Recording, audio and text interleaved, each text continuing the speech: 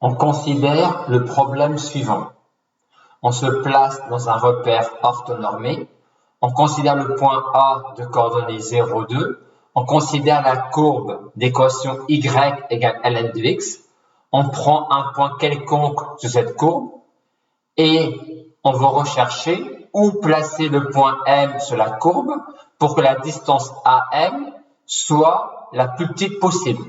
On calcule aisément la quantité AM carré et donc on va étudier les variations de cette fonction-là sur 0 ouvert plus infini pour rechercher en quel x strictement positif elle est minimale. Je dérive ma fonction. Je mets 2 sur x en facteur car je veux trouver le signe de la dérivée. Et je vois tout de suite que pour x positif, le signe de la dérivée dépend du signe de cette quantité-là. Quelles idées peut-on avoir pour déterminer le signe de cette quantité-là quand x est positif? Le signe est-il évident? Non. La quantité peut-elle s'écrire sous la forme d'un produit quotient, auquel cas on pourrait utiliser la technique du tableau de signes? La réponse est non. Puis-je déterminer sinon en quel réel x strictement positif cette quantité-là s'annule? Non. Je ne peux pas résoudre cette équation-là. Il me reste donc qu'une dernière idée. Je vais visualiser cette quantité-là en étudiant les variations de la fonction g. On dérive aisément g' de x. Le signe de g' de x est évident. Et donc, on a une fonction g qui est strictement croissante sur 0 plus infini.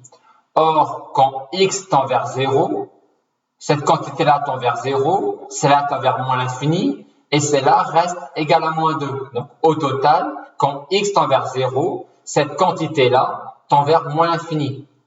Quand x tend vers plus infini, cette quantité-là tend vers plus infini, celle-là également, et celle-là reste constante égale à 2. Donc, au total, quand x tend vers plus infini, cette quantité-là tend vers plus infini. Donc, quand x parcourt 0 plus infini, la fonction g est strictement croissante et elle croît de moins l'infini jusqu'à plus infini. Donc, sa courbe représentative va couper l'axe des abscisses en un point et en un seul. En d'autres termes, il existe donc un unique réel alpha strictement positif qui va annuler g de x sur 0 plus infini. Et comme le signe de f' de x était le signe de g de x, or g de x est négatif avant alpha, positif après alpha.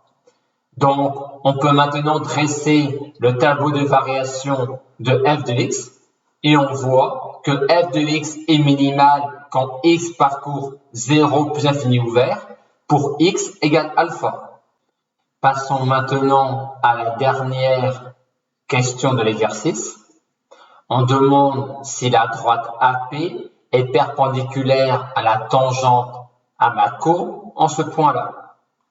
Le point P est le point de coordonnées alpha ln de alpha, où alpha est l'unique réel strictement positif qui vérifie alpha carré plus ln de alpha moins 2 égale 0. J'écris tout d'abord l'équation de la tangente à gamma en P. D'un autre côté, j'écris le vecteur AP. Et pour savoir si la droite AP est perpendiculaire à la tangente, j'écris un vecteur directeur U de la tangente à gamma en P que j'obtiens à partir de la lecture de la pente de cette droite dans mon repère orthonormé. Je fais le produit scalaire des deux vecteurs. Je trouve cette quantité-là qui est nulle. Donc, la réponse est oui. La droite AP sera perpendiculaire à la tangente à ma courbe en le point P qui rend minimale la distance AP.